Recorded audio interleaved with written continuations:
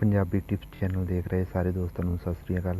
दोस्तों ਅੱਜ मैं ਤੁਹਾਨੂੰ ਆਪਣੀ ਇਸ ਵੀਡੀਓ ਵਿੱਚ ਦੱਸਾਂਗਾ ਕਿ ਆਪਾਂ ਕਿਸ ਤਰ੍ਹਾਂ WhatsApp ਦਾ ਸਟੇਟਸ, ਕਿਸੇ ਦਾ ਵੀ WhatsApp ਦਾ ਸਟੇਟਸ ਆਪਾਂ ਕਿਵੇਂ ਉਸ ਨੂੰ ਡਾਊਨਲੋਡ ਕਰ ਸਕਦੇ ਹਾਂ ਜਾਂ ਉਸ ਨੂੰ ਆਪਾਂ ਕਿਵੇਂ ਸ਼ੇਅਰ ਕਰ ਸਕਦੇ ਹਾਂ, ਤਾਂ ਜੋ ਸਾਨੂੰ ਕਦੀ ਸਾਨੂੰ ਵਧੀਆ ਲੱਗਦਾ ਹੈ ਨਾ ਕਿਸੇ ਦਾ ਸਟੇਟਸ, ਤਾਂ ਸਾਡਾ ਦਿਲ ਕਰਦਾ ਹੈ ਕਿ ਇਹ ਸਟੇਟਸ ਅਸੀਂ ਵੀ ਆਪਣੇ ਸਟੇਟਸ ਦੇ ਉੱਪਰ ਪਾਈਏ ਜਾਂ ਆਪਾਂ ਵੀ ਉਸ ਨੂੰ ਫੇਸਬੁੱਕ 'ਤੇ, ਇੰਸਟਾਗ੍ਰਾਮ 'ਤੇ ਜਾਂ YouTube ਦੇ ਉੱਪਰ ਆਪਾਂ ਸ਼ੇਅਰ ਕਰੀਏ।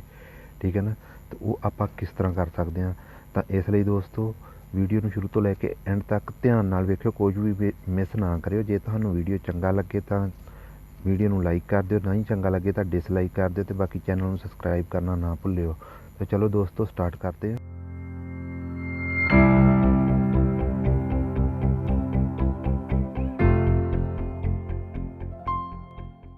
सब तो पहले आप चलते हैं अपने WhatsApp दे विच।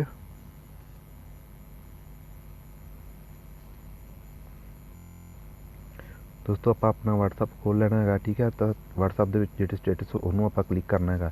ओके दोस्तों, आप तुम मैं कुछ स्टेटस दिखाना है। सब तो पहले मैं तुम्हें अपने स्टेटस दिखाना है। देखो 1 2 एंड 3 मेरे मतलब 2 स्टेटस मेरे पे हुए हैं, ठीक है। 2 स्टेटस मैं पहला ही पा के रखे हुए हैं, ठीक है।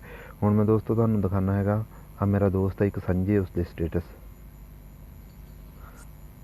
हाँ दोस्तों, जिवें आ देखो आ स्टेटस है, इनू मैं अपने स्टेटस के उपर किवें पा सकता है अपने WhatsApp उपर किसी होर तो डाउनलोड करके। मैं मतलब किसी अपने दोस्त का स्टेटस है, इनू देखो मैं किवें पाना, कोई भी चीज़ मिस ना करियो, ध्यान नाल देखियो। ओके दोस्तों, सब तो पहला आपां नूं जाना पऊगा अपने फोन दे विच, ठीक है। फोन दे विच एक फोल्डर हुंदा अपने phone they which my file, इहदे उपर आपां क्लिक करांगे। हुण सानूं जाना पएगा इंटरनल स्टोर दे विच। उस तो बाद दोस्तों आप हेठा जावांगे अपने WhatsApp दे विच, ठीक है। तुसी भी अपने फोन दे विच देख लियो, आ देखो WhatsApp ऐप आ गया ना, आप इहदे उपर क्लिक करांगे।